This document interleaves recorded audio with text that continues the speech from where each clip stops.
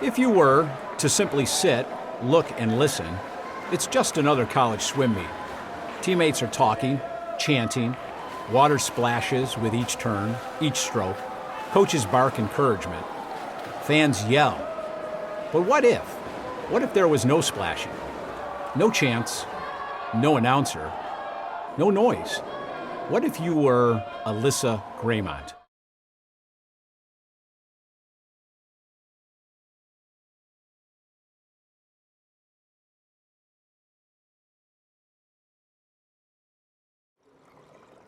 Just another college swim meet? And just another college swimmer? Hardly. Alyssa Greymont, Buffalo State's sensational sophomore, is deaf. In her swim world, there are no whistles, no screaming, no instructions from coaches. She sees people moving on the deck, but noise and sound? Nothing. She is, in her own words, pretty much on my own. My mom noticed around when I was 3 that I used to be super, entertaining. I used to love to talk, I'd sing, and then literally one day I just suddenly stopped. I didn't want to talk to anyone, I didn't want to, interact, and she would say things and I would almost completely ignore her. And so she took me into Stanford Audiology, and Stanford was like, I just want to let you know your daughter is almost severely deaf. She's going to need implants before she's 12. As for talking, well, she can thank her mom, who had Alyssa take opera singing lessons growing up to teach her how to enunciate clearly. Fast forward 16 years. Alyssa has relocated some 2,700 miles from home in Morgan Hills, California. Relocated from friends, from family, to Buffalo State. Already, in just a handful of meets, this sophomore is setting records and leaving the competition, well, in her wake. No doubt records are important. They are to Alyssa. But to earn All-American status, well, that, she says, is the ultimate collegiate goal, all things considered. Of the 3 types of deafness, Alyssa's is sensorineural. In its simplest terms, SNRL results from an auditory nerve dysfunction. The cause? Despite amazing advances in medicine, doctors don't really know.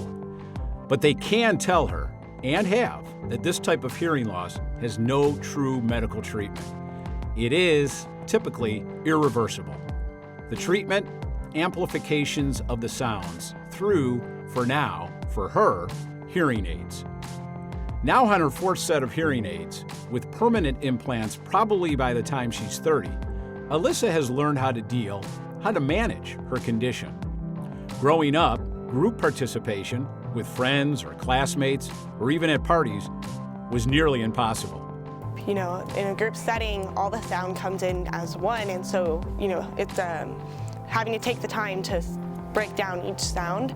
And when you have, 14 or 15 girls together all in one, it's just a lot of screaming. I could never understand, I didn't know what was happening.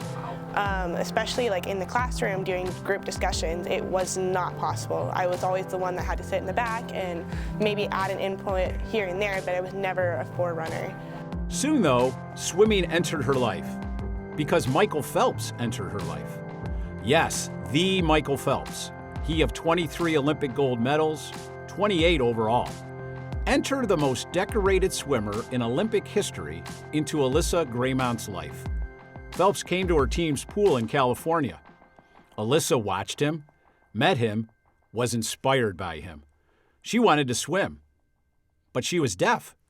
Honestly, my parents never treated me like I was deaf. I honestly don't think they ever really truly understood how severe my hearing was. So there was never a, oh, sorry honey, you're deaf, you can't do it. It was hey, sure, you want to do that, go for it. We want you to do a sport. And so it was a very easy decision for everyone. An easy decision, sure, but an easy transition? Hardly. Early on, she couldn't hear the coaches, or they underestimated the severity of her deafness. Her father, Mike, looks back and blames himself because, as he says, Mom and Dad never told the coaches at the time that she was deaf. But the communication lines finally opened. Alyssa's tears stopped, and as Mike says, life changed from that point on. Still, he says, Alyssa's relationship with swimming had been a love-hate affair. At 7, struggling with her balance and becoming withdrawn, her mom suggested horses. She began as an English rider and, for the past 2 years, has risen in the prestigious California Salinas Rodeo. But swimming was always her first love, even when she left the sport for 2 years, returning when she was 11 and rejoining the Morgan Hill of California Makos. 3 years later, taller and stronger and faster than most, her swim world collapsed again when she lost her specialty coach. But while one door closed, another, a much bigger door, opened some 6 months later. 6 months without, a specialty coach. And then Tom Levers came into my life, and my whole swimming career changed because of him. He literally took the time to understand that I was deaf, that I couldn't hear.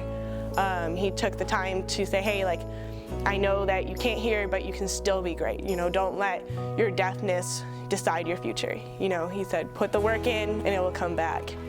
And so every day, I put the work in, and before you knew it, by my 15th birthday, I was pushing Division I times. And Division I schools took notice, as did the United States national team. She was one of 12 girls from California invited to the Olympic Training Center, the first of 3 times she's been invited, and participated in elite meets in LA and Arizona. The world was calling as well. In 2015, swimming for Team USA in San Antonio against 83 other countries, Alyssa won the 400 and 800 freestyles at the World Deaf Swim Championships. And then it was off to Division I San Jose State. But while the swimming was good, the relationship was not. It was time to look for somewhere else to swim, a better fit. Her brother Zach was already swimming for the Bengals. That was a plus.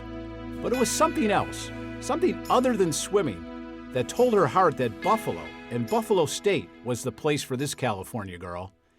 It was not swimming, but of all things, a bus trip some of the Bengals took, paid for by the student athletes, to North Carolina, just to support teammate Connor Mergler at the NCAA Division III Swim Championships. If this team is willing to raise this amount of money and go watch their teammate swim, just one teammate for 2 or 3 races, I was like, if they're willing to do that, I want to be part of that team. I want to be part of a team that goes above and beyond, because I'm not used to that. Soon after, Bengals coach Nick Stone scheduled an official visit for Alyssa to see the school and, in his words, experience our team. When it comes to challenges with Alyssa, there hasn't been a lot during the first few weeks. Most of it's come from my childhood living with my mother who's hearing impaired, but making sure Alyssa knows what my expectations and kind of what the workout is always on my mind. And that way she's getting the most out of the workout. And so giving her the practice on a piece of paper or writing it up on our whiteboard is one of the first things I do, so she knows what we're doing. And it also helps that she's great at reading lips, but then too, just making sure we both know what we were looking for expectation-wise and practice-wise is always on the forefront of my brain. Ironically, Stone's own childhood helped in creating an easier orientation for both swimmer and coach. And she's not bad at swimming. Alyssa has already set 5 Buffalo State records. She broke the pool record set nearly 20 years ago in the 1,000 free, and the pool record set 10 years ago in the 400 IM. No surprise to Stone, who said that while Alyssa is one of the nicest people on the deck, in the water she has, quoting here, a don't get in my way mentality. It's that drive, that don't pity me attitude that has her setting her sights on becoming Buffalo State's 20th Swimming and Diving All-American. Oh, and then there's this little honor, Captain of Team USA at the 2017 World Deaf Games in Turkey. She'll know by the end of the year. And after her schooling, maybe, she says, with some conviction, Congress. A great goal, a great way to work on behalf of the deaf. I want to be able to make a change for people. Unfortunately, with people with disabilities, they get overlooked so much, and we're all human though. We're all the same. You and me are the same. Same person. The only difference with me is my ears don't work.